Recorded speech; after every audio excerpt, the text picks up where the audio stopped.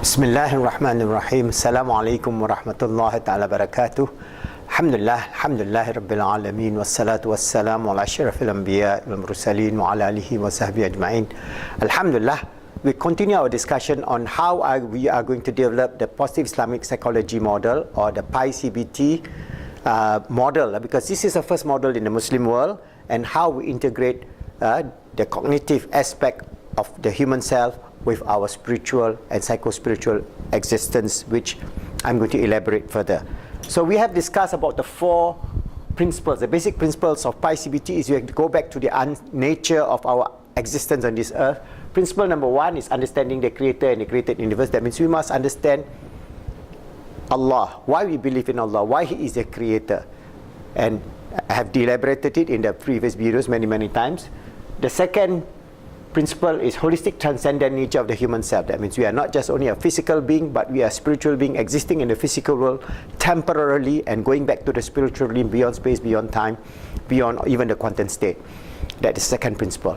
The third principle is understanding our nature, the positive worldview, the most positive worldview in the world, which Allah has ordained upon for us as Muslims and all humanity, that is on being the vicegerent of God in this universe, that is Caliph of Allah. We are created for a purpose and meaning to strive to make ourselves good, to help others good, and to make this world good. And chapter 4, the holistic principle of human behavior. Alright, this is where I explained in the previous video that this whole idea of psychology is very well ingrained in the scholarship of Islam for more than 1,000 years. But we have submerge this idea of Islamic psychology to just bordering on the understanding of fiqh.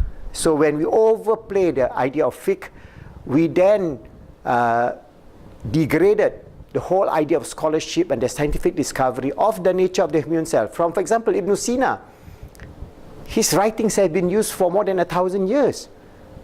He is a medical expert. So in his time, and his book, the Qanun and so on, has been used over and over again, and it is very scientific. The same thing of the writings of all Ibn al-Qayyim, Al-Ghazali and so on. So there are so many of them that this ilmun nafs is one of the focal idea of Islamic existence. So that's very important. So we have this principles, holistic principles of human behavior and laws of learning. This is our late Professor Muhammad Mahdi Jenkins. He wrote this whole idea of how we integrate cognitive sciences, psychology, whether it's behavioral or cognitive, with Islamic sciences. And this is wonderful, beautiful, that we need in the 21st century, so that we can remove this very parochial, narrow-minded Muslims who only see things in a very narrow perspective, and in the end they become extremists. But we have to have a wide idea of ilmun nafs, the nature of our understanding, the discussion on how we can live in peace with ourselves, how we can interact with humanity,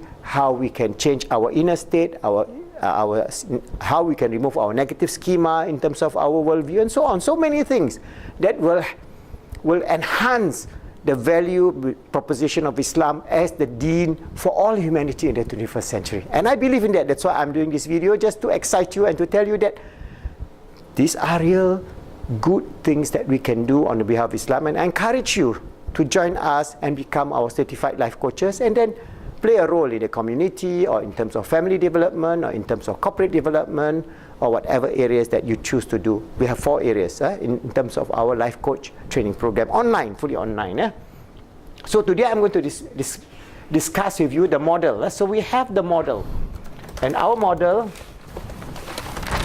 that you can find in the book, this is the positive Islamic psychology model. This is the first model that brings us to the nature of understanding of the human self. This is the model developed by the late Professor Muhammad Mahdi Jenkins, and how our human self relates to all this physical environment, social, intra and intersocial environment, and inner speech, and how perception is being shaped, and how we can, our total past learning histories, the nature of our existence in terms of physical body and our role, is all integrated. And it is a beautiful model, the first model in the Muslim world where we can say this is Islamic psychology. This is what we're going to use as a basis for positive Islamic cognitive behavior therapy, because it combines behavior psychology, it combines cognitive cognitive therapy, CBT.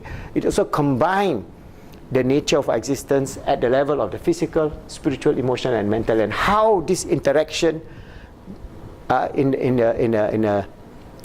can bring us closer towards the understanding of the true nature of our existence on this earth, and our relationship with Allah subhanahu wa ta'ala, and our relationship with all humanity and all creatures in this world and in this universe. So I'm just going to run through a few, because we have very detailed explanation of this Islamic psychology model in our book, Positive Islamic Psychology, a transcendent model to achieve peace, happiness, and success. So if you are going to be our life coach, you inshallah will have to purchase this book online, as well as, or you can buy the hard copy and we'll send to you wherever you are in the world.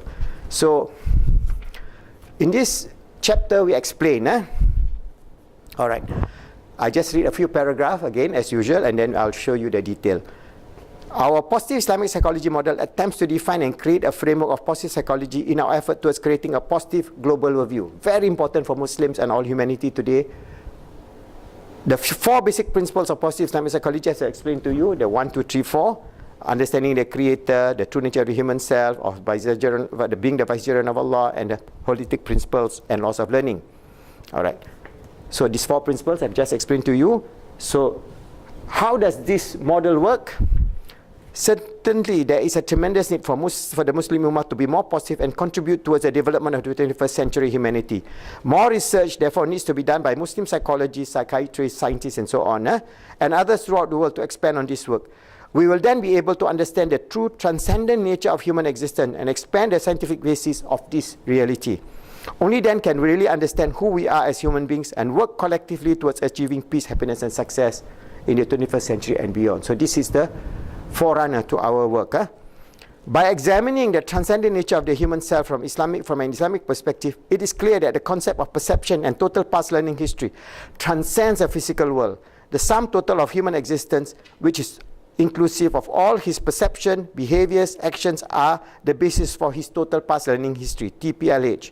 This transcendent model should be understood based on the principles described in the previous chapter. The sum total of human existence is all described in the following diagram. So I have described this diagram many times. All right, we have our qalb, roh, akal, and jasad, and how they interact in the realm of the spiritual, in the realm of the physical world. So this part is here. All right. So once we understand that we have the four realms, what are the sciences? All right. So over the last 100 years, there have been a number of interesting, even useful personality theories offered by the adherents of various schools of psychology and psychiatry. In general, these theories have shown considerable insight into the human condition, but none ever dealt sufficiently with the full range and complexity of variables which influence human development. A theoretical construct of personality development was needed, which provided a mechanism by which we could come to objectively understand the influences both within and without, which determine the course of our development. Without this knowledge, we will never be able to gain control over our own development by utilizing to its maximum the great potential of our free will. So Allah has given us the nature of free will, which we discuss later on. It is necessary to consider all the variables in the environment influencing the development of personality. So this is what we have to do. Okay, even from the modern neurology, we can say modern research in neurological sciences point to the importance of the limbic system and the brain stem in the processing of human consciousness. All the neural and dendrite connection of both the left and right brain is networked into the limbic system, and the brain stem, which is the center of the hub of our brain function, both conscious and unconscious. The limbic system, the brain stem of the brain, help to coordinate the process of our conscious and our unconscious inner speech. So there is a coordinator within our system, within our cognitive system. We also now know that the physical brain is just one aspect of the domain of our existence. Modern brain science is proving the true nature of the transcendent human self, which is consonant with the Islamic principles.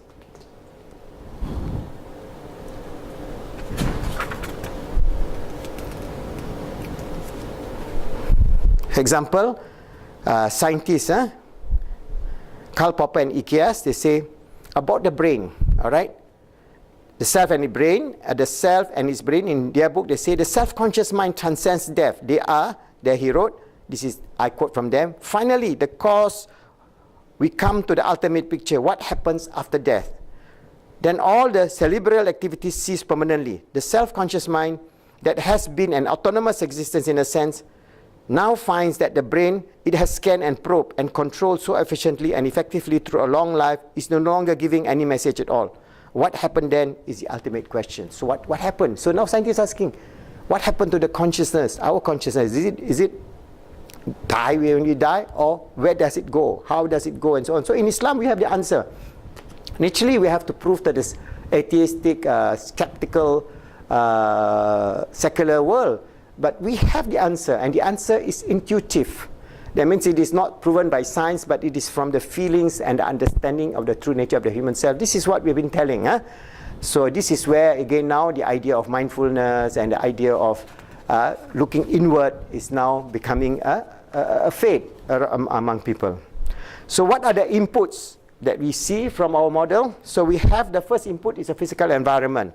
All right. So this physical environment that shape perception is if we live in a situation where we are deprived, whether it is in terms of our existence, whether we are is nutrition, whether it is the slums, whether it is the weather, whether it is the opportunities for education, whether so many things. So all things physical in the environment is the whole extreme. That means from food, clothing, shelter, to genetics aspect, our genes, how it is being expressed in terms of the environment is also play. That's why epigenetics is now studying the existence of the physical environment, how it either express the gene towards positive or negative development. Whether you end up being an alcoholic or not, even though you have a gene that may make you prone to a certain behavioral pattern, but if you live in an environment which is radically able to shape the whole process of the physical environment, you will be able to overcome it. So this is the first input that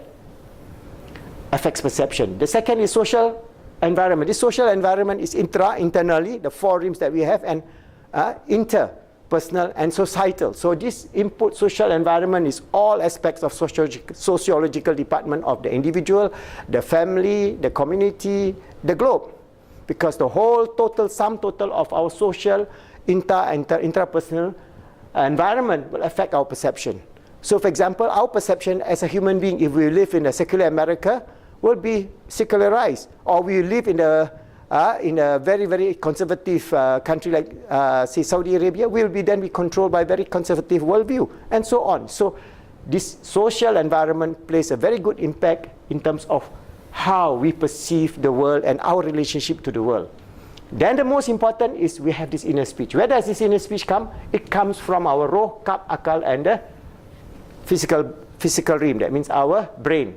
So these four existence then shape our total past learning history. From the total past learning history, we shape our inner speech. So if we can develop a positive inner speech, we can change the perception to positive perception. So this physical environment and social environment, from inner speech, we can override these two. So this is very powerful. Allah has given the tool of free will from our inner speech to reshape the social environment of the past.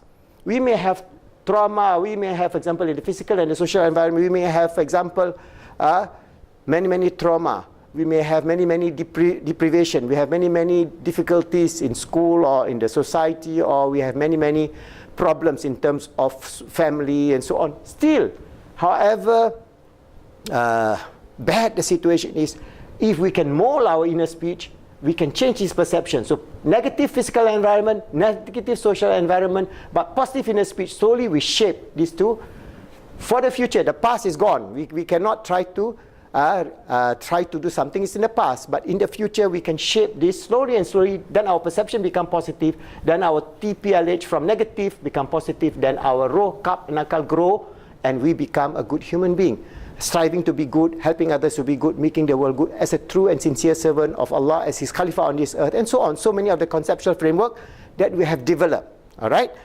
So there are many input here, and then we have the nature of inner speech. Where does it come from?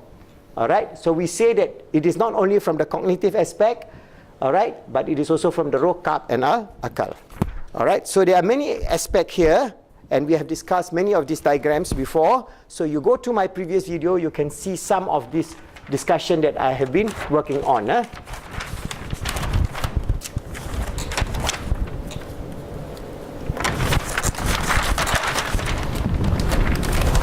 So how does we shape? Again, this is from this book. Our human self, the total past learning history, as we shape our perception, okay, this Pi-CBT model, personal choice and responsibility in our thoughts, actions, habits, and behaviors. So this personal choice and responsibility is the key to free will. Allah has given us the choice, either to be good or to be bad, to do something that is positive or something that is negative. So there are many things in the world that you can weigh in terms of what impinge in terms of our psyche, our human self, whether the manifestation is manifested in a way that is useful, or a manifestation is manifested in a way that is psychologically deprived or maybe pathological in terms of bipolar disorder or schizophrenia, whatever the other problems that we may face, and how we are going to resolve this.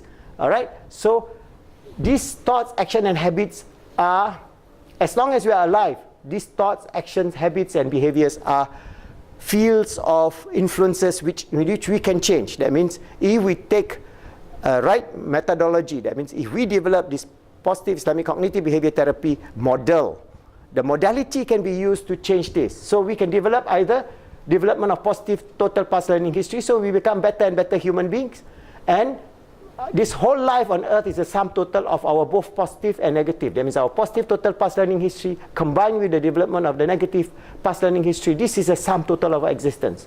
So TPLH is a sum total of existence.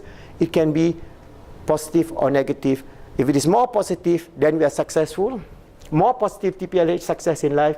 More negative, then we have failure in life. So this is a very simple flowchart in which we can teach our client of how to do. Even a child, a teenager, we tell them, okay, how they're going to develop positive total past learning history.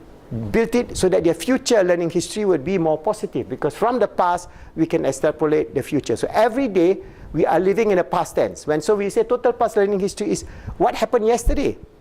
So then we can plan today to be more positive. So what happened today, by the next day, by the third day, that means what happened yesterday was an improvement of our TPLH. So this TPLH will be a continuous process as long as we exist on this earth until we die. So it is a continuous process. Whether we are 16 years old or 60 years old or 90 years old, it is a process. As long as we are alive, there's always the future before we die, the present, and the past. So the past is a reflection of what is going to happen in the future. So the present will then be used as a ground to make sure that our history for the next day or the next year, the next situation, or even the next life is more positive. And we develop a worldview that is very positive. So this is the flowchart in which we will explain in detail when we go into the protocol. So, for example, if we take the same model at the societal level, for example, if we say the whole world now, the environment in terms of the physical environment of this world today, the social environment of this world today, and the inner speech of all humanity, the 7 billion human beings. What is the nature? Is it all good like this, or what we have now? We have now actually, if this is the current situation in the world, we have the physical degradation in every area of human existence, from climate change to species extinction. 200 species are being extinct every day. Species extinction, massive species change, species extinction. So we have this degradation in terms of the physical world, in terms of the physical environment, in terms of the living standard, in terms of so many things, that more and more human beings are living even worse than our primitive forefathers. They are living worse than stray dogs of the streets of the rich countries. There are so many people, slaves in Congo and so on. So there is a very bad. So in terms of our perception, the perception of human being, the 7 billion us, is always bad, bad, bad. B represent bad. So we have very little good now left. Even the social, intra and intra-social input to the perception of all human beings is bad. And naturally the inner speech that we get is of revenge, of cursing and swearing, of extremism, whether it is right-wing extremists in America, that they do not want any immigrant, or in Europe, or the extremist Muslims who thinks that, who like IS, who think that it's right to kill somebody if he doesn't believe in Islam, and so on. So these are extremists coming from the perception of inner speech. So if this is bad, then what we have is a world that is bad, evil, unjust, and a global society that is doomed to fail, and a global society that is doomed to implode. Whether it's 50 years from now, wallahu alam, but my own feelings as I study the nature of our existence and trying to develop this psychology, we hardly have 50 years. Because everything is going downhill so fast that we are not taking action. And unfortunately, our political leaders are more involved in terms of creating new conflict, new wars, new areas of division. Whereas this planet Earth is a teeny-weeny planet Earth, not even the size of one atom in the scheme of the physical universe that Allah has created. It is nothing. But here we are killing each other, we are cursing each other, we are blocking this you cannot come here, the boats and so on. So many things. Finally, our final outcome is going to be bad. So how are we going to do that? We use the same model, improve our physical, social environment, inner speech, develop a positive worldview, and then we slowly develop, through shaping process, through positive direct influence and shaping process, we try to change this situation to become good. Naturally, this is idealistic, everything good, which is an ideal. So why not we strive an ideal? But if we have good, one bad, good, one bad, well, it's okay.